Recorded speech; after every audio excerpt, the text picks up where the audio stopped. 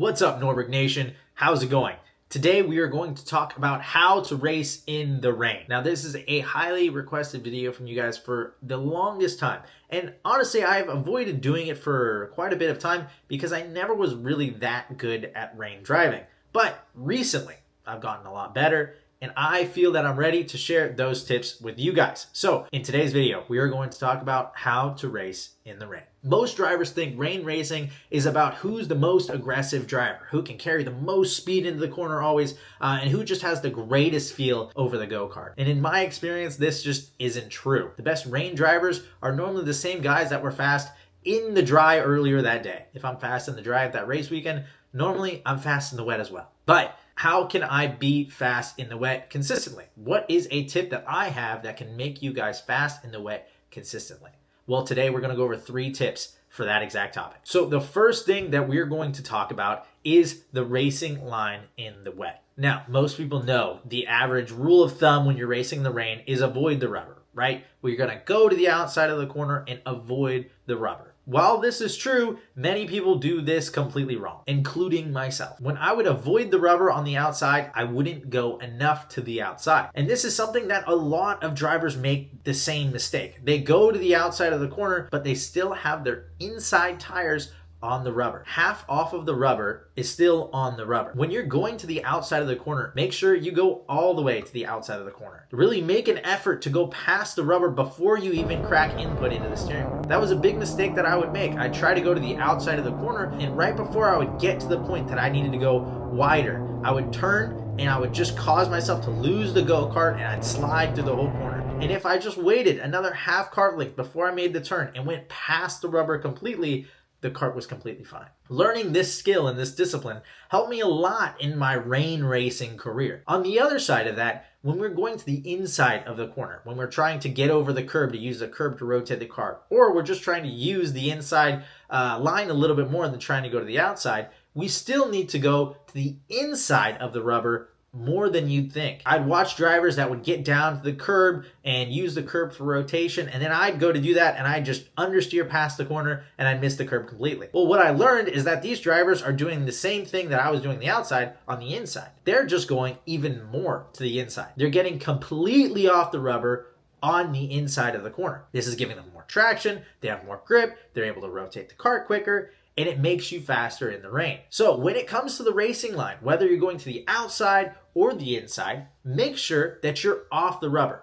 Put a good effort to get all the way to the outside or a lot more to the inside. Half on the rubber is still on the rubber. The next big mistake that I was making in the rain was that I was not using the tires correctly. Rain tires are designed like a plow. They're designed to throw the water out the side of the tire and to clear space for you to drive off of the corner. These tires don't do well sideways because they are a plow. When you turn a plow sideways, it kind of just becomes a shovel. So when you're looking at the rear tires and at the front tires, you want to keep those tires as straight as possible to create grip. One problem that I was doing every time I'd go into the corner was I'd go in super deep on the brakes and I would just fully max out my input on the steering wheel. I'd just crank the steering wheel to try to slow the kart down. Well, I thought this was helping me on the brakes. It was just making the fronts useless. I wasn't plowing through the water. You have to imagine your tires are a plow and you're plowing a line through the racetrack. Wherever you want to go, be smooth with your inputs. When you're smooth with your inputs, it allows the kart to have time to plow that water out of the way, and then you have grip. But if you're constantly going to go into the corner and just crank the steering wheel, you're not going to have any grip. The plow of the tires is not going to work, and you're just going to understeer past the apex. On the other hand, with the kart setup, you also don't really want to max out your steering input. In the rain, the rule of thumb is to go as wide as you can with the front width. The reason we do this is to stabilize the go-kart. A more wide front end creates a more stable go-kart. It's less darty and it's less likely to make the kart slide. But if you go into the corner and just fully crank the steering wheel, what that does is you create a lot of lift in the rear tire, and when you unwind the wheel, the kart snaps free, center off of the corner. Now, there are instances where this works for certain drivers and they're able to get the kart controlled, but as a rule of thumb, you really want to try to avoid fully locking the steering wheel. Because like I said, it's just going to really lift that inside rear tire, it's going to slam down, and you're just going to slide center off on the corner. In the same way that the front tires work as a plow, so do the rear tires. If you're sideways on the rear tires and you're on the gas, those tires are not plowing the water out of the way, and you're just going to be skating on top of the racetrack. Once you get the kart straight and the tires straight and you get on the gas, the kart is going to dig into the ground and you're going to have traction in the wet. So imagine those tires as a plow and you're plowing a line through the water. And my third tip for you guys when you're racing in the rain is that the dry and wet principles of karting are pretty much the same. Every time that I was out in the wet, I thought that the fundamentals of karting didn't really apply to rain racing. I thought that you can max out the steering wheel, you could get away with sliding, you could overdrive corners, and that's just the way you did it. But the reality is, it's not.